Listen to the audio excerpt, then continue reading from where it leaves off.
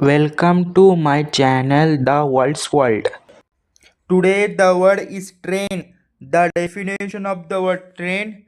A train is a self-propelled vehicle on rails. Trains are often used for transportation of people or goods. The pronunciation of the word train is Train, train, train, train, train, train. Here are some examples. 1. She took the train to work every day. 2. The train was delayed due to mechanical issues. 3. He loved riding the train through the countryside. 4. The train station was crowded with commuters.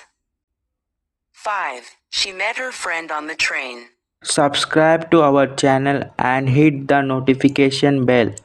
Share this video with friends and let us grow this channel together. Thanks for watching.